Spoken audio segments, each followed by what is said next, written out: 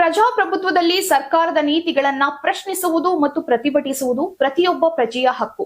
ಆದರೆ ತಮ್ಮ ಹಕ್ಕಿಗಾಗಿ ಬೀದಿಗಿಳಿದ ವಿದ್ಯಾರ್ಥಿಗಳನ್ನ ಗೋವಾದ ಬಿಜೆಪಿ ಹಿರಿಯ ನಾಯಕರೊಬ್ಬರು ಗೆದ್ದಲು ಮತ್ತು ಜಿರಳೆಗಳಿಗೆ ಹೋಲಿಸಿರುವಂತಹ ಘಟನೆ ಈಗ ದೇಶಾದ್ಯಂತ ದೊಡ್ಡ ವಿವಾದಕ್ಕೆ ದಾರಿ ಮಾಡಿಕೊಟ್ಟಿದೆ. ಹೌದು, ದೆಹಲಿಯಲ್ಲಿ ವಿದ್ಯಾರ್ಥಿಗಳು ನಡೆಸಿದಂತಹ ಸಂಸತ್ ಚಲೋ ಪ್ರತಿಭಟನೆಯನ್ನ ಟೀಕಿಸುವಂತಹ ರಭಸದಲ್ಲಿ ಗೋವಾ ಬಿಜೆಪಿ ನಾಯಕ ನರೇಂದ್ರ ಸವಾಯ್ಕರ್ ನೀಡಿರುವಂತಹ ಹೇಳಿಕೆ ಈಗ ತೀವ್ರ ಖಂಡನೆಗೆ ಗುರಿಯಾಗಿದೆ. ಅಷ್ಟಕ್ಕೂ ಸೋಷಿಯಲ್ ಮೀಡಿಯಾದಲ್ಲಿ ಸವಾಯ್ಕರ್ ಮಾಡಿದ್ದ ಪೋಸ್ಟ್ ನಲ್ಲಿ ನಿಜಕ್ಕೂ ಅಂತದ್ದೇನಿತ್ತು ಗೊತ್ತಾ?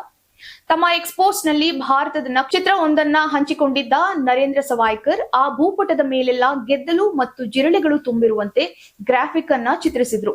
ಅಷ್ಟೇ ಅಲ್ಲ, ಗೆದ್ದಲುಗಳ ಜೊತೆ ಜಿರಳೆಗಳು ದೇಶವನ್ನ ಉಳಿಸಿ ಎಂಬ ಶೀರ್ಷಿಕೆಯನ್ನು ನೀಡಿರುವುದಾಗಿ ಕಂಡು ಬಂದಿದೆ.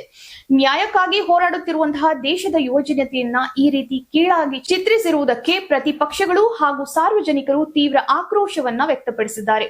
ಈ ಪೋಸ್ಟ್ ಹೊರಬೀಳುತ್ತಿದ್ದಂತೆಯೇ ಗೋವಾದಲ್ಲಿ ಕಾಂಗ್ರೆಸ್ ಹಾಗೂ ಆಮ್ ಆದ್ಮಿ ಪಾರ್ಟಿ ನಾಯಕರು ಬಿಜೆಪಿಯ ವಿರುದ್ಧ ಸಮರವನ್ನ ಸಾರಿದ್ರು. ಗೋವಾ ಕಾಂಗ್ರೆಸ್ ಕಾರ್ಯಾಧ್ಯಕ್ಷ ಸುನೀಲ್ ಕೌತಂಕರ್ ಮಾತನಾಡಿ, ಮುಂದಿನ 24 ಗಂಟೆಗಳ ಒಳಗಾಗಿ ಬಿಜೆಪಿ ನಾಯಕರು ದೇಶದ ಜನತೆಯ ಬಳಿ ಕ್ಷಮೆ ಯಾಚಿಸಬೇಕು. ಸರ್ಕಾರದ ಲೋಪಗಳನ್ನ ಪ್ರಶ್ನಿಸುವಂತಹ ಪ್ರಜೆಗಳನ್ನ ದೇಶದ್ರೋಹಿಗಳು ಎಂದು ಬಿಂಬಿಸುವುದು ಬಿಜೆಪಿಯ ಕೆಟ್ಟ ಅಭ್ಯಾಸವಾಗಿದೆ.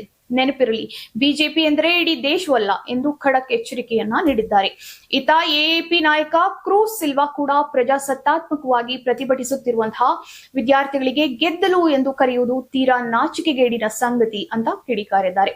ಒಟ್ಟಿನಲ್ಲಿ ಹೇಳೋದಾದ್ರೆ, ವಿದ್ಯಾರ್ಥಿಗಳ ಪ್ರತಿಭಟನೆಯನ್ನ ದೇಶಕ್ಕೆ ಬಿದ್ದ ಹುಳುಗಳು ಎಂದು ಹೋಲಿಸಿರುವುದು ಕೇವಲ ರಾಜಕೀಯ ವಿರೋಧವಲ್ಲ, ಸಾರ್ವಜನಿಕರ ಧ್ವನಿಯನ್ನ ಅಡಗಿಸುವಂತಹ ಯತ್ನ ಎಂದು ಪ್ರತಿಪಕ್ಷಗಳು ವಾದಿಸ್ತಾ ಇದೆ. 24 ಗಂಟೆಗಳ ಡೆಡ್ ಲೈನ್ ಬೆನ್ನಲ್ಲೇ ಈ ವಿವಾದಾತ್ಮಕ ಪೋಸ್ಟ್ ಬಗ್ಗೆ ಬಿಜೆಪಿ ನಾಯಕ ನರೇಂದ್ರ ಸವಾಯ್ಕರ್ ಕ್ಷಮೆ ಕೇಳುತ್ತಾರಾ ಇಲ್ವಾ ಅನ್ನೋದನ್ನ ಕಾದ್ ನೋಡ್ಬೇಕಾಗಿದೆ.